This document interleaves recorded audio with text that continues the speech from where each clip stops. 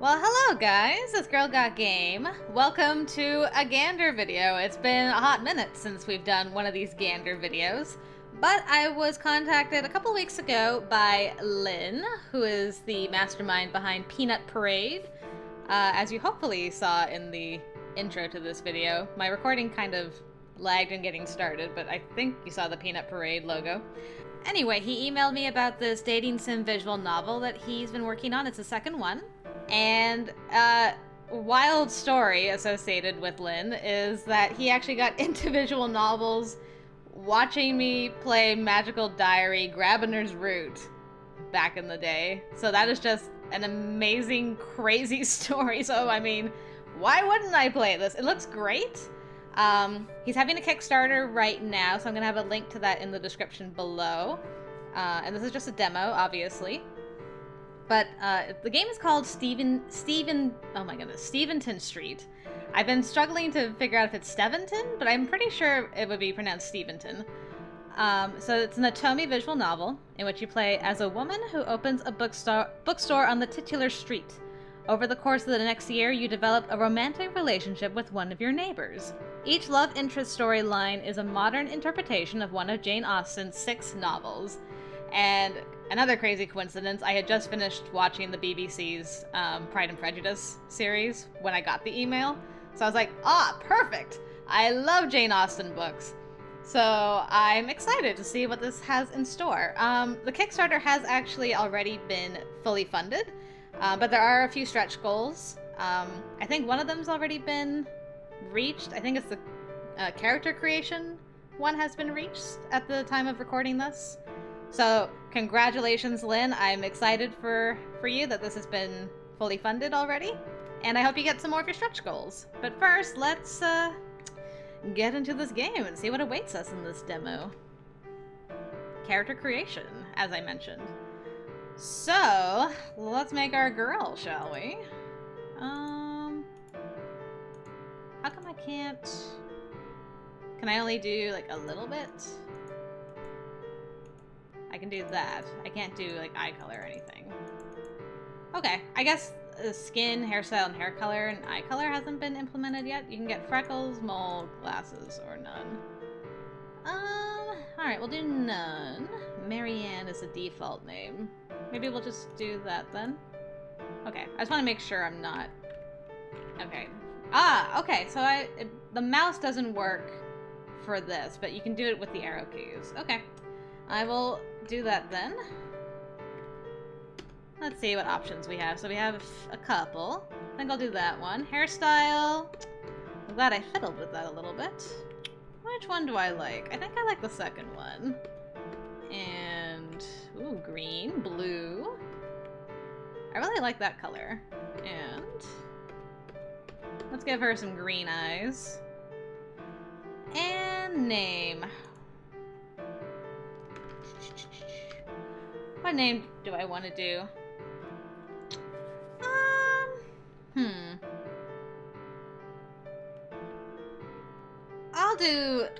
I'll do Lizzie, because of my favorite Jane Eyre book, which is Pride and Prejudice.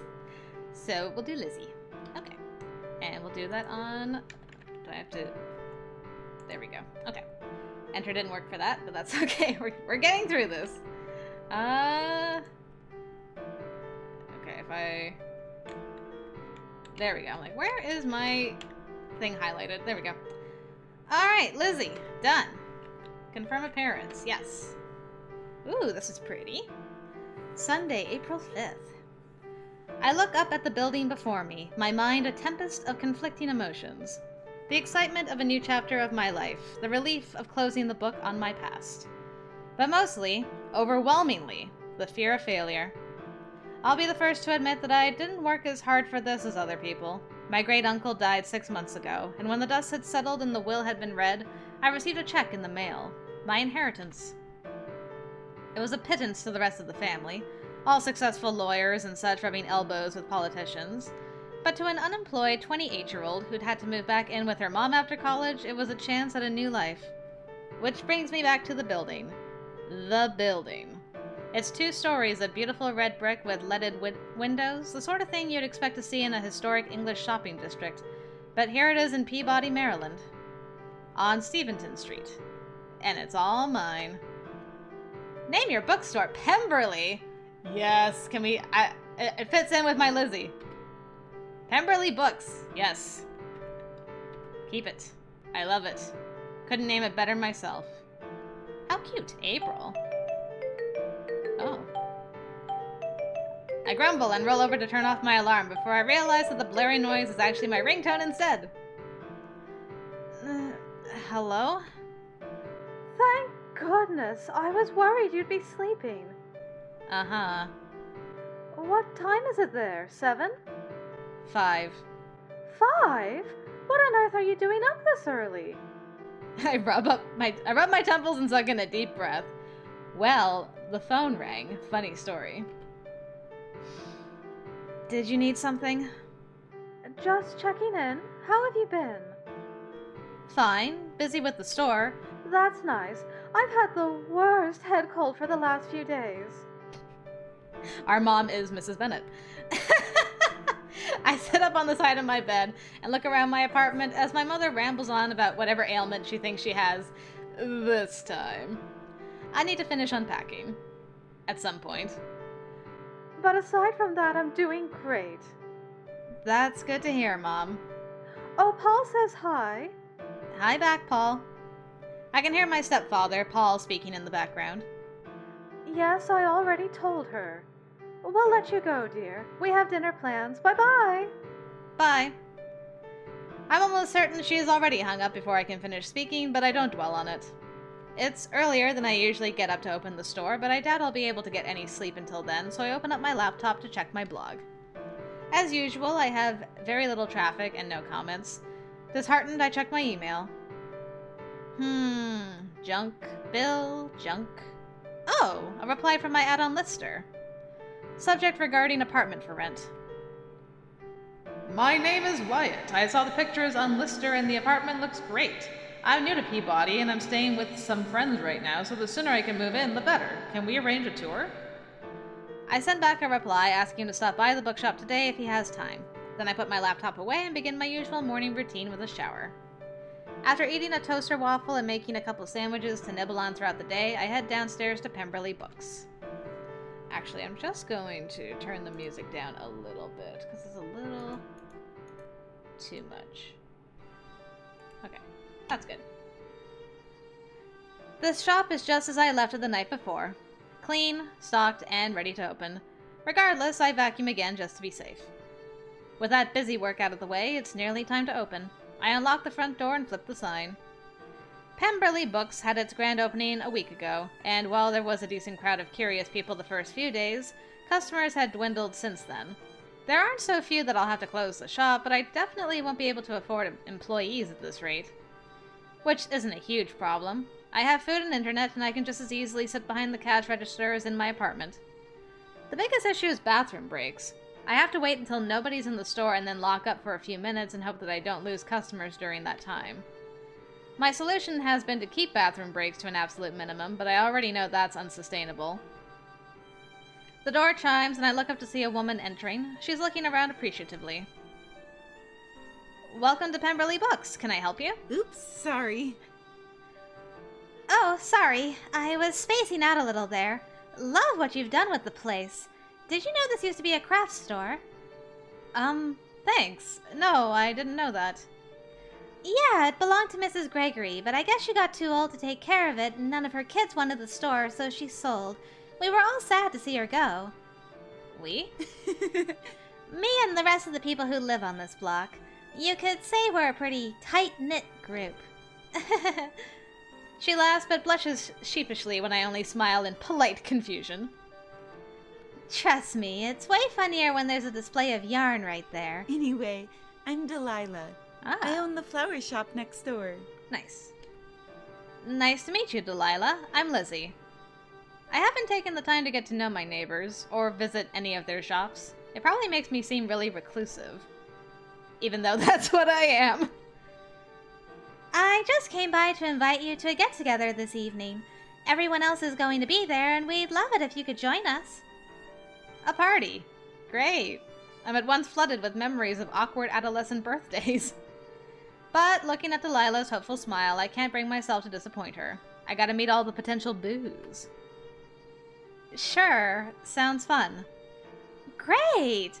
I didn't want to pressure you, but we did plan it for you specifically. You close at 8, right? I'll be here to walk you over a little after that, okay? Okay, I'll see you tonight. Looking forward to it. And with that, she's gone.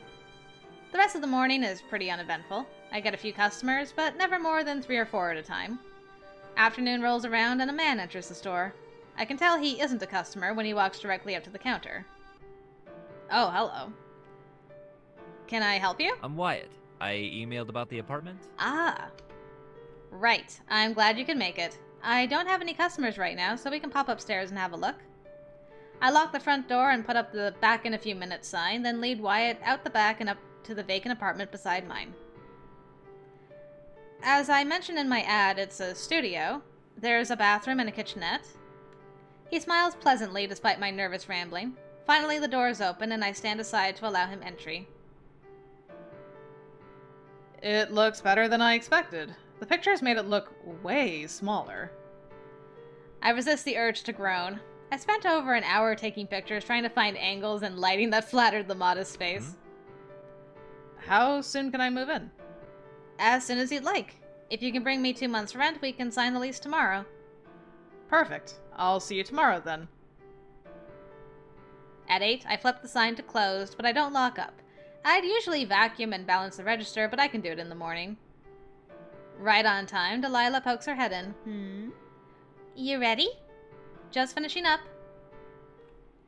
I follow her outside, locking the door behind me, and we cross the street together, where she leads me to a separate building around the back of the woodworking shop.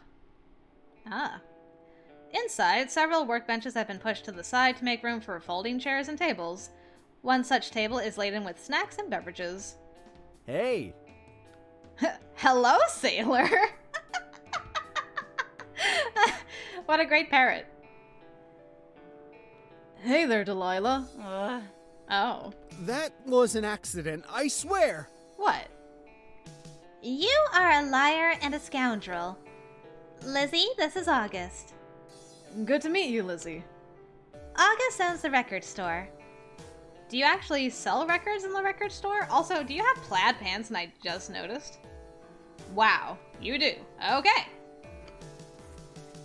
Some. There's also CDs and DVDs, all used of course, but nothing beats vinyl. It just has a more authentic sound, you know? I nod politely. I don't actually know, so I'll take his word for it. Oh, hello. And this is Slayton. Slayton organized this whole thing for you. Thank you. You didn't have to go to all this trouble. It seemed like a good way to welcome you to the neighborhood. Besides, we needed an excuse to get together like we used to. Speaking of together, where is everybody? I'm not sure how many are missing. Right now there are 7 people in the workshop. Myself, obviously, Delilah, August and Slayton, and 3 men that I haven't been introduced to yet. Huh. Fred is open until 9, remember? And Janice... well, you know how he is. He might not show up at all. So they're only missing 2 people? Small neighborhood. Well, I guess I'll just introduce Lizzie to the people who are here. Come on, you guys. Delilah is waving the other men over, but only one bothers to do as she bids. Hey there! Oh, hi. This is Carlos. His, antisocial friends over there are Will and Martin. Nice. Hi. I glance over at the 2 sullen men who have refused to come over. Me and Will run the cafe next to your bookstore. Oh, I stopped in for breakfast when I was viewing my building, and then again when I met with the contractor. Both times were really great. You have such a cozy space in there. Carlos beams, his cheeks tinted pink, and I realize I'm gushing a little. So the 2 of you own it together? Yeah, Will runs the financial side of things, but he's no good with people, so I handle the employees. The party's here, losers! Nice. Hi. I whip my head around at the new arrival and find 2 people standing in the doorway. A man and a woman. The man, who'd been the one to announce their arrival, looks to me and his grin drops as he examines me. Hi. Oh! We know each other? Okay. Lizzie? I glance at Delilah, who shrugs, just as perplexed by his odd reaction as I am. This is kind of embarrassing, but we were friends in elementary school. My brow furrows in confusion, looking him over carefully. And then it hits me. My eyes go wide. So you do remember me? Of course I do! You were basically my best friend. You just look different. That's an understatement. What should I call you? Right. Let me introduce myself. I'm Giannis. Oh, Giannis. Okay. I almost laugh. You're still a mythology nerd, I see. I'm a nerd? Take a look in the mirror, bookworm. It's strange how easily we slip back into the sort of relationship we had when we were kids, as if it hasn't been 15 years since we last spoke. Aw. Oh, before I forget, this is Jetta. She works at my bar. Now, is it Jetta or Yetta? It's nice to meet you? Lizzie. Oh yeah, Lizzie. She smiles sweetly at me. Jetta doesn't seem to be the most observant sort of person, but she's friendly enough. Oh, that's Giannis, sorry. I'm going to grab a beer, and then the two of us are going to do some catching up. I nod, though I doubt I could deter him if I wanted to. It's so weird that you and Giannis know each other. Yeah, I guess it really is a small world. Small city, more like. And I guess it's not that surprising that two people ambitious enough to start businesses would have been friends as kids. You think we could sense it in each other? Or it's fate. With that, Delilah takes a seat next to August, her job done. I've met everyone who's at the party right now. It sounds like the last person is called Fred. I lean against an empty chair and stifle a sigh as the name brings back memories. I have an ex-boyfriend named Freddie, who I dumped in the worst possible way. I couldn't bear to face him again after that. Giannis returns with his drink and gestures to an empty table where the two of us can sit alone and talk. So, how have you been? Pretty well. You? He bobs his head from side to side.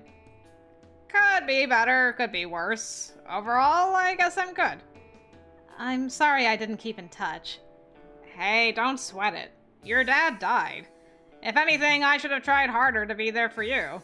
I was, like, as soon as he was like, oh, we used to be friends in elementary school, I'm like, wow, I'm getting Chloe Max vibes. And now it's like, your dad died. I'm like, okay, I'm getting even more intense Chloe Max vibes. To be honest, I was mad at you for leaving. I know, you didn't have a say, but 12-year-old me didn't see it that way. God, I was such a little shit. We both were. Remember how much trouble we'd get into? Most of it was your idea.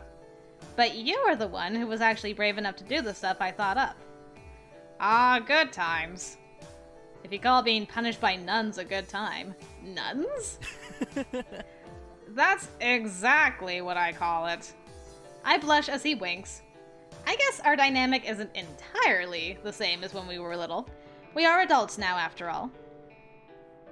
I wonder how they'd feel to hear you say that. I actually wrote my thesis on religion and its impact on sexuality. Really? What was your major? Religious studies. Obviously, polytheistic religions were my main focus. Obviously. Did you go to college here?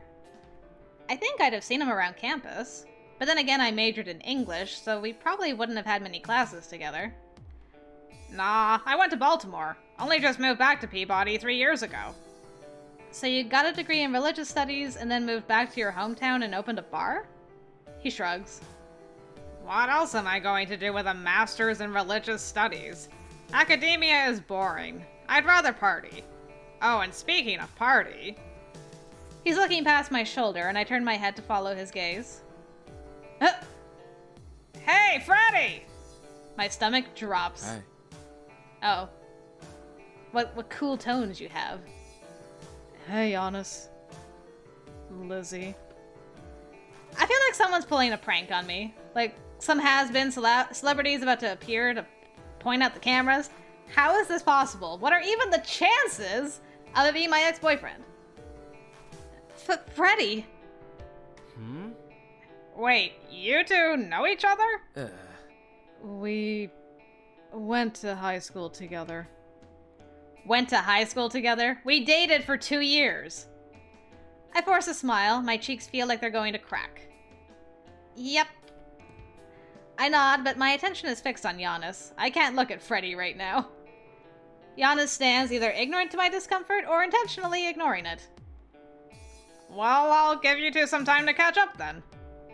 Great. I spring to my feet, nearly knocking the table over, but Giannis has already joined the group on the other side of the workshop before I can stop him. I'm left alone with Freddie, standing awkwardly. You look... I almost didn't recognize you. I wonder what he means by that. Do I really look so different from 10 years ago? As for Freddie, I can never forget his face. His hair is shorter, and even though through his jacket I can tell that he's gained a lot of muscle, but in every other regard, he seems entirely unchanged. We both bite off whatever it was we were about to say. I furtively glance up at his face, finding his mouth set in a displeased line. He doesn't want to see me, let alone talk to me. Not that I can blame him. I need to use the bathroom. I'm going to get a drink. I wonder what everyone is talking about over there.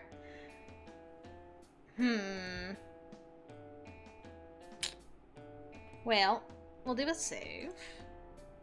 I don't know how long the demo is. Depending, we might do a few options, but we'll see.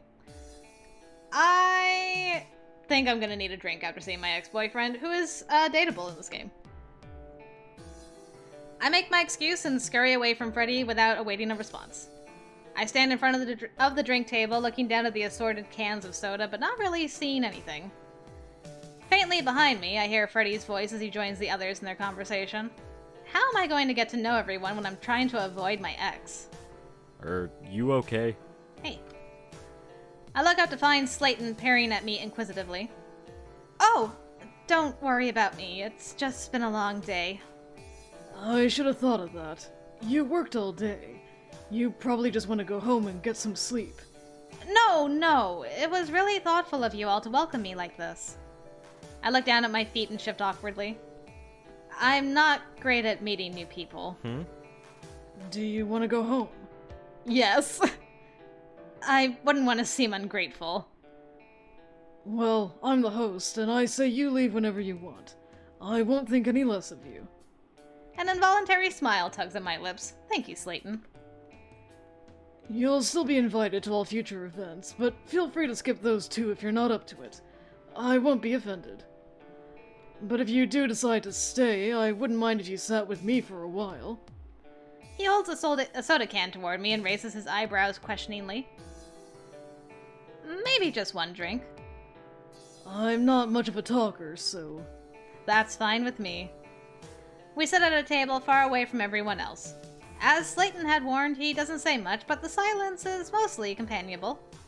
We drink our sodas, and when mine is gone, I'm surprised to find that I don't want to leave quite yet. Slayton tips back the last of his drink. Another one? If you don't mind. I'll get it. Slayton's really nice. Slayton leaves me to get us each another drink, and in his absence, Delilah slides into the chair next to me. Enjoying yourself all alone over here? Slayton was keeping me company. Really? Wonder of wonders. She doesn't have time to elaborate before Slayton returns. Lizzie and I were just talking about you. Oh? Yep, I was telling her how you grind bones for your bread, Papa Bear. Is that all? He smiles fondly at her. Fatherly. Then again, he is a good 20 years older than her. Really? How old are these people? I was actually letting you guys know Martin and I are leaving. I'm surprised he's tolerated us all this long. Do you want to go with them? Probably best. I have an early morning tomorrow. Goodbye, Slayton. Bye-bye. Aw, he's got an extra drink now, though. He waves as I stand and follow Delilah over to where Martin is waiting for her next to the door. Oh, you're Martin. All right, you party pooper, we can go now. He doesn't say a word, just turns and exits. Good talk. Outside, Martin goes to a car parked on the street and gets inside, leaving Delilah and I alone. Not very friendly, is he? He's not so bad once you get to know him. I don't even know what his voice sounds like. Getting to know him seems like it's a long way off. We can only imagine. We cross the street and pass through the alley between our buildings together. Thanks for coming, hun. Everyone was really excited to meet you. There's no way that's true, but I appreciate her intentions. She's really trying to make me feel like I'm part of the community. We part ways and I drag myself into my apartment, where I strip down and fall into bed. I'm asleep almost as soon as my head hits the pillow. I've just finished getting the store ready for the day to come when a knock on the glass door draws my attention. I turn to find Wyatt standing outside. He grins and holds up a bank envelope as I let him in. Here it is, first and last month's rent. Great, here's the lease. Do you want to look it over? He waves a hand dismissively. Nah, it just says the usual stuff, I'm sure. Pay rent on the first of every month, I'm responsible for any damage I cause, yada yada. I know you wouldn't try to screw me over on this. That's a lot of faith in a stranger. I'm a good judge of character. He signs and dates the lease. I'm also going to need a copy of your driver's license to keep on file. Wyatt pulls out his wallet and hands it to me without a fuss. The name and signature on the ID matches the paperwork he's filled out. I sign the lease and make a copy for him, then file away my copies in the safe along with the money he's just paid me. Here's your license back, your copy of the lease, and here's your apartment key. Thanks. Hey, do you know if anyone around here is hiring? I don't know about my neighbors, but I'm hiring. You are? Just part-time. I need someone to help me out in the evenings. That would be really convenient. Well, if you want it, the job is yours. Can you come in to fill out the paperwork tomorrow? I'll see you then. Man, Wyatt's great. And with that, he leaves, probably to move into his new apartment. And now it's me. I lean on the counter, resigned to a day of boredom. Customers have been scarce today, and I find my mind wandering. Outside, the trees have begun to grow new green leaves.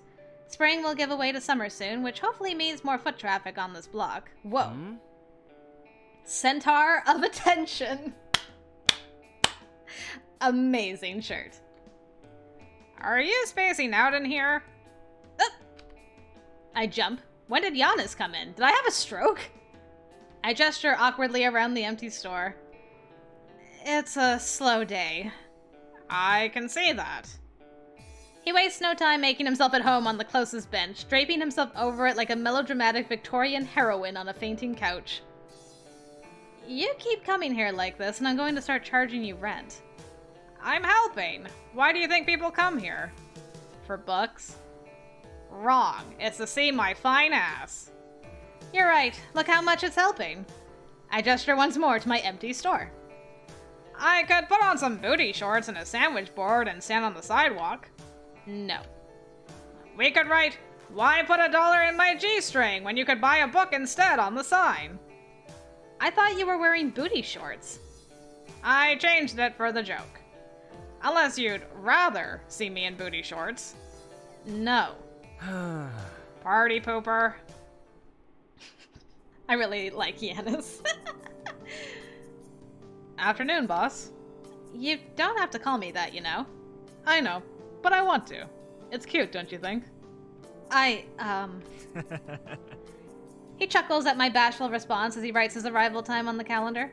I use the opportunity to take a break before the evening rush begins. I use the bathroom and get a drink, then sit outside for some fresh air.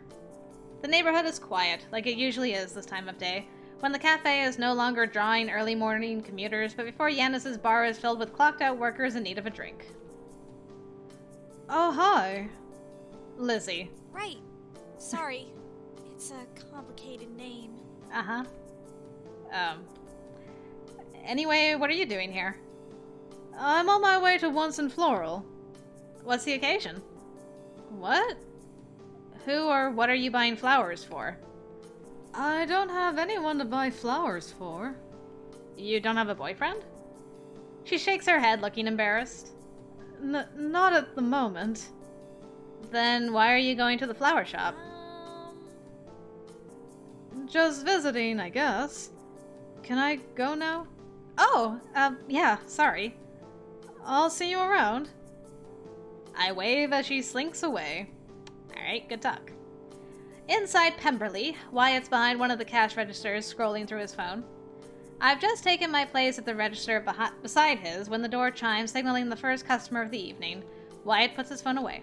It's time to get to work. Excuse me, do you have the Theater of Dusk? Let me check in the back. Wyatt, can you handle the register for a minute? You got it, boss. Alright. The evening rush has hit a little harder today than usual. I'm more thankful than ever to have Wyatt to help out in the store. At least you're getting quite a few customers now, by the sounds of it. It seems to take forever, but 8 o'clock finally comes and we check out the stragglers and lock up for the night. Then, as usual, I balance the register while Wyatt dusts the shelves and vacuums. Wow, we did great today. I wonder why so many people came in to buy books. Is there a holiday coming up? Memorial Day, but that's not typically a big book day. Maybe they're stopping in after visiting Once in Floral. That's probably what it is, actually. I'll have to thank Delilah. Our attention is drawn to the door by a tapping, and Wyatt hurries over to let the woman outside in. Oh. I'll just be a sec. Cool. Wow, you look great, goth lady. This is my friend, Eden. Ah, what an excellent name. Sup. Nice to meet you, Eden. Wyatt clocks out and leaves with Eden. He probably won't be back until really late. Right.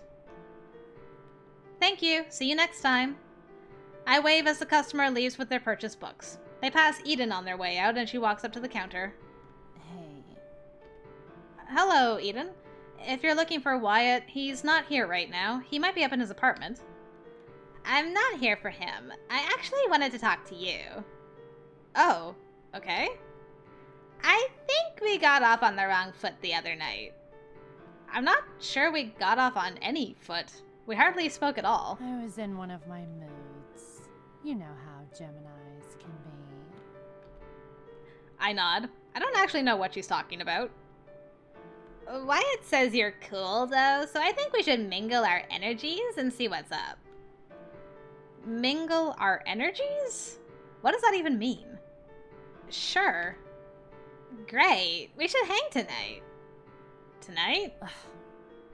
Is there an echo in here? Yeah, tonight. It'll be fun. No, absolutely not. I just want to read my books and go to sleep. I have to open tomorrow. Okay. Cool. Come by Dionysia when you get done here tonight. She doesn't leave me any time to protest before she's out the door. I guess I'm hanging out with Eden at a bar tonight. That's gotta be Giannis's bar. Dionysus? Come on. Or Dionysus. Oh gosh, why can I not say words today? Dionysus. You ready to go? Go where? Edie said you're hanging with us. Oh, I didn't know you'd be there too. Not that I don't want you there, I just... You're cute when you're flustered. Thanks? Come on. Should I change my clothes or something? Don't worry about it. The sexy librarian thing works on you. What? He takes my hand and tugs me along with him out of the store. Excuse me. We walk together to the end of the block where Giannis's bar is located. Knew it. Dionysia. I'm surprised by the inside of Dionysia. I'd expected a loud, smoky place, but instead Dionysia has more in common with a cocktail lounge than a pub. The music is loud enough to enjoy, or even dance if one were so inclined, but quiet enough to sit and have a conversation over. Wyatt chooses a booth for us, and soon Jetta approaches. Hi, I'm Jetta. Okay, it is What Jetta. can I get you tonight? She doesn't seem to recognize either of us. Jack and Coke for me, and... He looks at me questioningly. Just a soda, please. What kind of soda? We have lots of flavors. What's your favorite? Strawberry. Sounds good. I'll have one of those, please. And can you let Eden know we're here, Jetta? Sure. Not drinking? Some of us have to work in the morning, Wyatt. Aw. That's no fun. No, but it's life. You should cut loose. Relax. He rests his arm on the booth behind my back and slides a little closer. Sorry, this is about as relaxed as I get. Oh, you work here. Here you go. Eden places our drinks on the table and I reach for my purse. Don't worry about it. I got this. Wyatt hands her a few dollars. There's no way it's enough to cover our drinks, so I guess they have some kind of discount worked out between them. How much longer do you have? 45 minutes. Just chill. She hurries off to wait on another table. I guess we're chilling. Uh-huh. He seems to have gotten closer at some point. He sips his whiskey nonchalantly. Lizzie! I never thought I'd see you in here. Why not? No offense, bookworm, but you're kind of a square. I guess he's not wrong about that. Maybe I do need to relax more. Giannis looks between Wyatt and me for a moment. So is this a date or what? No, we're waiting for Eden. If anything, Giannis's face grows more skeptical. I want to ask what's on his mind, but I have a feeling he wouldn't say it in front of Wyatt anyway. I gotta get back to work, but I'll talk to you later. Don't leave without saying goodbye to me, you got it? Got it. Jeez, what's up his ass? He's just protective of me, I think. Why? Is it like a thing? We were friends when we were kids. He's sort of like a brother to me. What about you and Eden? How long have you been friends? Not too long. I just met her when I moved into the apartment. I stopped in to have a drink one night, and she was working, and we just hit it off. Imagine that. Being able to talk to strangers and just hit it off and become friends that easily. Relatable. Finally. Thought my shift would never be over. Eden slides into the booth on the other side of Wyatt with a drink in her hand. So, what are we talking about over here? I was just telling Lizzie how we met. Oh? How I just moved into my apartment and I stopped in here for a drink and you were working. Ah, right. Are you from around here, Eden? I don't really like to think of the world in terms of geography. I'm from around here more than some people, but less than other people. Okay. I don't really get it, but it seems to make perfect sense to Wyatt, who nods knowingly. Everyone always asks where people are from, as if where you grew up even matters. Isn't where you're going more important than where you're from? I think it's more about finding common ground with someone. Wyatt leans in close. I can smell the whiskey on his breath. The only common ground that matters is attraction. Your body knows what you need better than your brain does. I scoot away from him just a little and avert my gaze, laughing nervously. Eden downs her drink in a few gulps and waves Jetta over to the table. Another round? Sounds good to me. What do you say, boss lady? Leave now. Bye. None for me. I should really get going. It was nice talking to you again, Eden. Wyatt stands and stretches. Sounds good. Bye, Eden. She hums dismissively as Wyatt and I stand and make our way to the door. You really didn't have to come with me. I make eye contact with Giannis on my way out and I wave. He raises an eyebrow and tilts his head in Wyatt's direction curiously. It's obvious he expects a full report tomorrow. The night air is cool, but it's not enough to revitalize me. By the time Wyatt and I reach our building, I can hardly keep my eyes open. It's all I can do to drag myself up the stairs to my apartment. Wyatt leans against my door frame as I fumble with my keys. I get the feeling you didn't have a lot of fun tonight. Bars aren't really my thing. Too noisy and crowded. If you think that was crowded, you don't want to see the place on a weekend. I don't doubt it. I finally managed to slot my key into the deadbolt. It turns with a satisfying click. When I ask you out, We'll do something more intimate. It takes my sleepy brain a moment to catch up. Wait. When you... He chuckles and leans in close. I stand stock still, immobilized by his proximity. I'm surprised when he pecks my cheek. Sweet dreams, Lizzie. Good night. I'm left to let myself into my apartment with trembling hands and a thundering heart.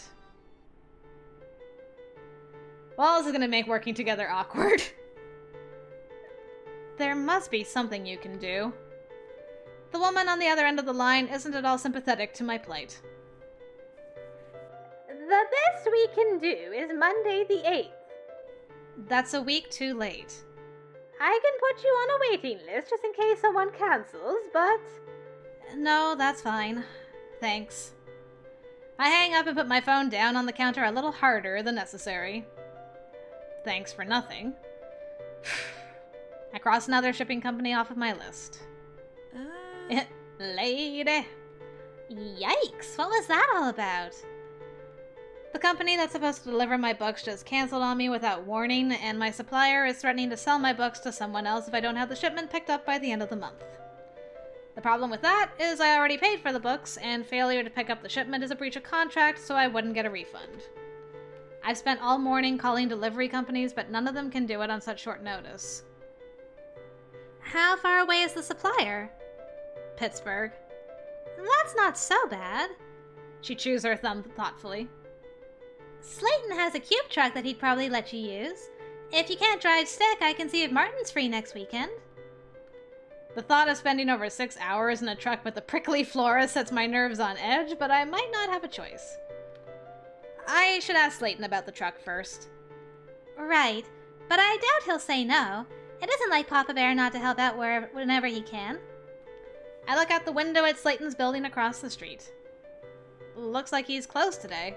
That means he doesn't have any appointments. He's probably around back in his workshop. I nod, remembering the workshop for my welcome party. I'll head over and talk to him when Wyatt gets here. Thanks, Delilah. Let me know if you need someone to drive you. Even if Martin isn't free, somebody in the neighborhood's bound to be available. We look out for each other around here, so don't ever hesitate to ask for help. With that, she heads back to her store. When Wyatt clocks in, I use my break to visit Slayton. As Delilah had predicted, he's in his workshop. I poke my head in cautiously and wait for his hands to be clear of any power tools before making my presence known. Excuse me, Slayton? Hmm? You look great. Oh, Lizzie, what are you doing here? Sorry to bother you, but I'm in a bit of trouble.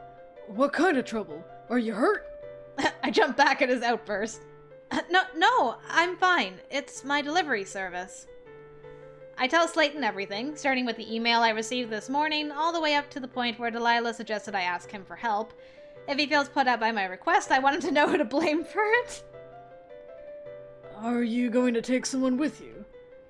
I'm going to need someone to drive the truck, so... That's good. I was worried about you going all that way alone. Who's driving you? I don't know yet. I figured I'd ask around. I can take you. If I have to spend the day trapped in a vehicle with somebody, Slayton seems like he'd be the most pleasant company. Really? You'd do that for me? You make it sound like I offered you a kidney. I appreciate it, man! It just seems like a lot to ask of somebody. You're already being so generous by letting me use your truck. He shakes his head, amused. I could use the excuse to get out so I don't spend the whole day cooped up in here. Sunday, you said. If that's alright with you. Sunday works fine. I'll see you then. Sounds perfect. On Sunday, I get up at my usual time and shower and eat breakfast.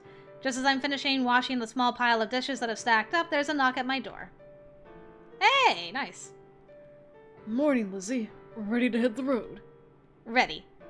And can I just thank you again for doing this for me?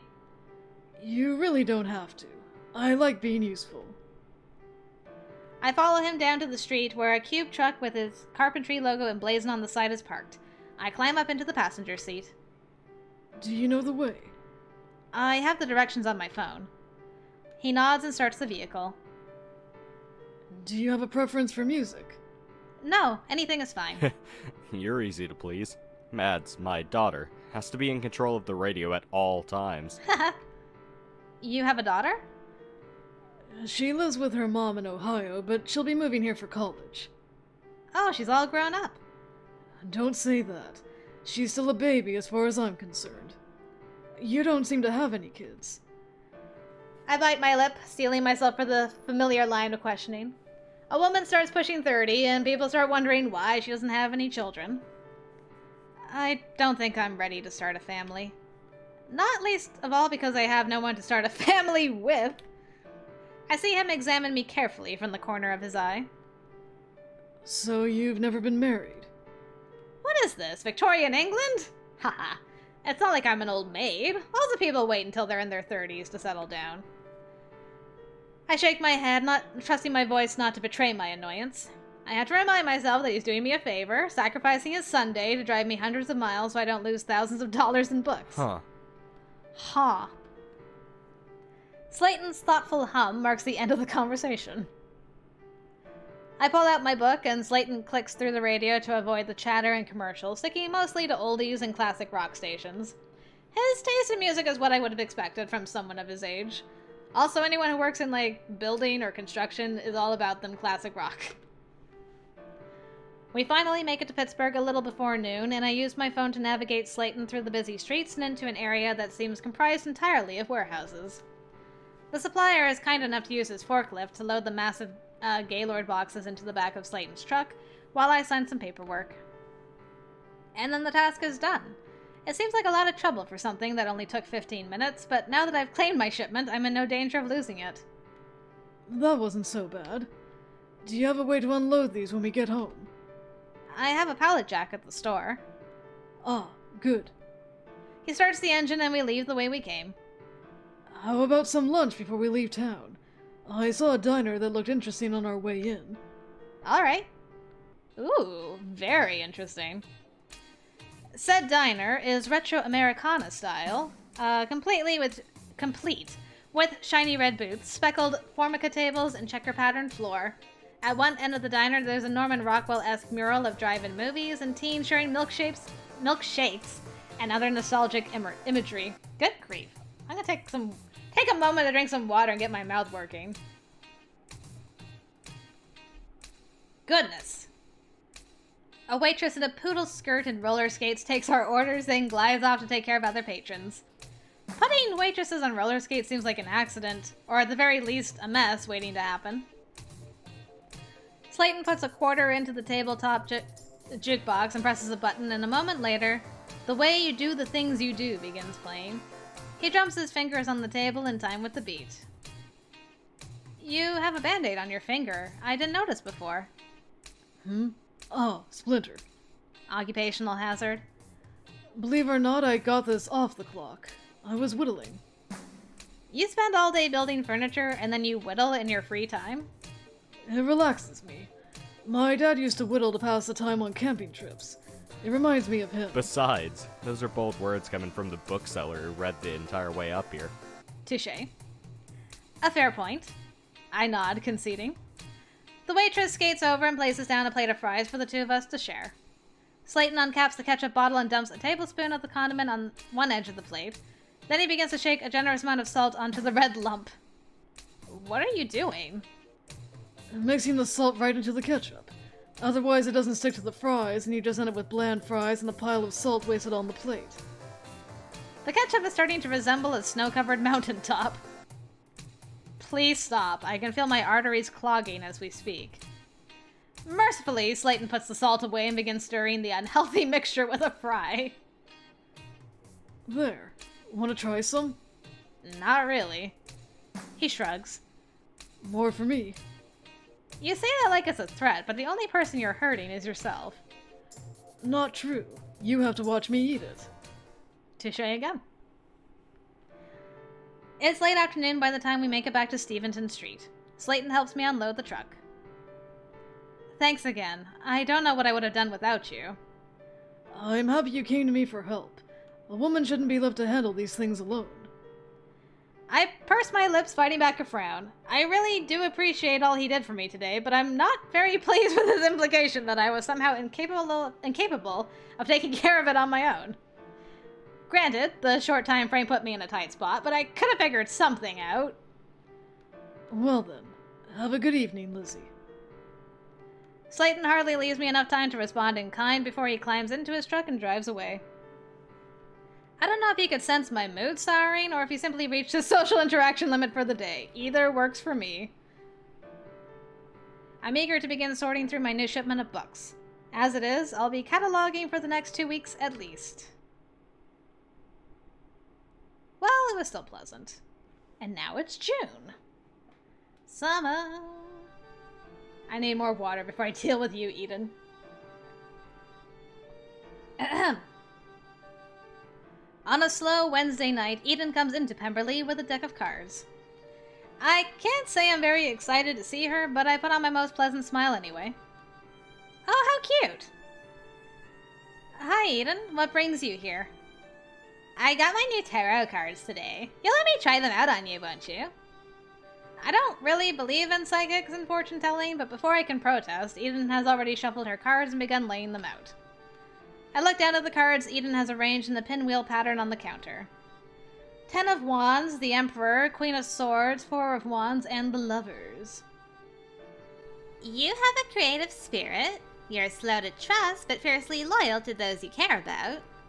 You have trouble letting go of the past. You're afraid of failure, but it's only once you let go of your fear that you will find the strength to succeed. She points to the final card, the Lovers, and smirks. As I thought. You'll fall in love with somebody nearby very soon. Close your eyes and open your heart to new possibilities. She looks at me expectantly. I realize she literally wants me to close my eyes. Hesitantly, I do as she bids. Just relax. I'm going to redirect your energy to your third eye. When I count backwards from 3, the image of your love will appear to you. I try to let my mind go blank, but I'm really not feeling all of this energy stuff she's talking about. All I see is the back of my eyelids. 3, 2, 1.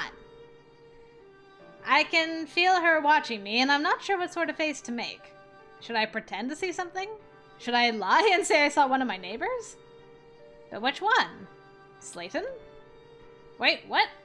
Why would I say I thought of him? Eden? What are you doing here? Doing a tarot reading for Lizzie. She's supposed to be envisioning the person she's going to fall in love with. Oh? Who'd you see, Lizzie? I'd rather not say.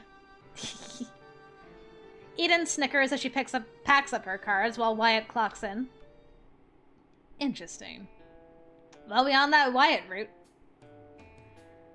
I mean, not Wyatt, Slayton. Gosh, not Wyatt at all. Get out of here, Wyatt. I'm thinking about Wyatt, apparently. I let out a squawk of triumph as I retrieved the last book from the bottom of the humongous Gaylord box.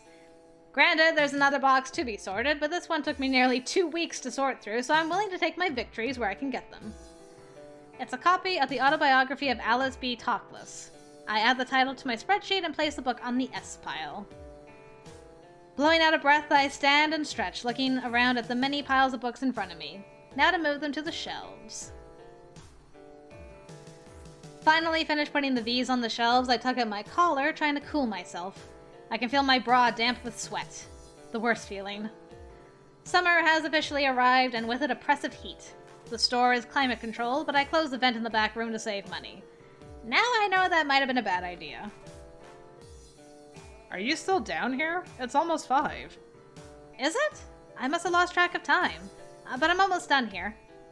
I pick up with W pile and carry it up the stepladder. Do you need any help? No, I got it. Besides, you're not on the clock. Neither are you. I'm on a salary. Which mostly just means I pay all the store's bills, and if there's anything left afterward, I get to eat. Don't rub it in, Miss Moneybags. Moneybags? I look over my shoulder at him, my brow furrowed in confusion. Is he being sarcastic, or does he genuinely believe I'm wealthy? Distracted as I am, my foot misses a step. Ah! I try to grab at the ladder to catch myself, but my reflexes are too slow. Books go flying, and the next thing I know, I'm on the floor with an intense pain shooting up my leg. Great. Lizzie, are you okay? Wyatt is crouched beside me in a moment, helping me sit up. You didn't hit your head, did you? No, but my ankle is killing me. He looks down at the offending joint. Do you mind if I nod, and he removes my shoe and gingerly presses his hands against my ankle, searching for anything amiss. It doesn't feel broken. Can you wiggle your toes? I can. Wyatt sighs with relief. Whew. Looks like a sprain. You'll want to stay off of it for a while. But I'll help you with the store, don't worry. For now, we should get you upstairs so you can rest. Get some ice on that leg. Before I can make an attempt to climb to my feet, Wyatt scoops me up and lifts me off the ground. You can't! I'm too heavy! You're fine. I've got you. He smirks and I feel my face get hot. He's so gallant, like the hero in a novel. Wyatt gets me into my apartment and places me gently on my sofa. Do you have any ice? Or frozen peas will work too. I shake my head sheepishly. I'll be right back. He leaves my apartment, returning a moment later with an ice tray, a Ziploc bag, and a towel. He dumps the ice in the bag and seals it, then wraps it in the towel and sets it on my injured leg. There. That'll help with the swelling. You seem to have experience with this sort of thing. Kids get hurt a lot, and I grew up with a lot of kids. Big family? Foster homes, actually. Oh, I'm sorry. I didn't... No, it's fine. He refills the ice tray with water and puts it in my freezer. So, what do you want for dinner? I was going to make spaghetti. Sounds good. Let's see. He opens up the cabinet and pulls out a package of dry spaghetti noodles and a jar of sauce. You don't have to do that. Well, I can't let you starve to death. Where would I live? I'm in no position to argue, so I watch quietly as he prepares dinner. Alright. Thanks. After a week of Wyatt carrying me between the store and my apartment, cooking my meals and running my errands, I'm finally able to get around on my own again. Well, I do appreciate that. My ankle still twinges a little, especially when I spend too long standing, but it's nice to be able to come and go as I please. Oh, hello, Slayton. He nods in greeting. Lizzie, I don't know if August has said anything to you. I shake my head. Slayton sighs. Huh. I knew it. We're throwing a birthday party for Delilah on Sunday at the cafe. It's her birthday? Not until the 23rd, but we have to plan around everyone's schedules, so Sunday's the best day for it. That makes sense. Don't worry about bringing a gift. We don't bother for birthdays. I'm relieved to hear it. If I was expected to buy something for every neighbor's birthday, I'd probably go bankrupt. The party isn't until 8, but if you want to help with decorations, the cafe closes at 6. And since you're new, I should probably let you know that people who don't help with setup are expected to help clean up afterward. That's fair. I'm surprised he thinks the woman is capable of helping. Oh, come on! Don't be like that. I'll see you Sunday. Hey! Thank you for playing the Steventon Street demo. Please consider supporting the game on Kickstarter. Nice! We did it! Oh, I'd like to play more, but my throat is actually just about done. Voice is done. But I really enjoyed my time with that. That was a lot of fun. I didn't get to meet all the love and... I saw them all. But I didn't talk to a couple of them. I don't think. But I really enjoyed what there was so far. And I'm amazed at how many different, background CGs there are. So nicely done. I think the art is nice, and I like the writing's really good, and characters are interesting. I really like Giannis a lot. I think he's my favorite out of everybody I talked to. So yeah, but an interesting assortment of characters, and I like the setting very much. So if you guys enjoyed what you saw, I hope you'll check out the demo yourself. I'll have the itch.io link in the description down below for you, and please consider supporting this game if you liked it. I'll have the link to the Kickstarter as well, and see if we can get Lynn some of those stretch goals. So thank you guys very much for joining me. Thank you, Lynn, for reaching out to me about this. I had a great time, and hope everything goes well with your Kickstarter. But, as I was saying, my voice is going, so I'll have to end off here. Thanks again, guys, for joining me, and until next time, I will see you later.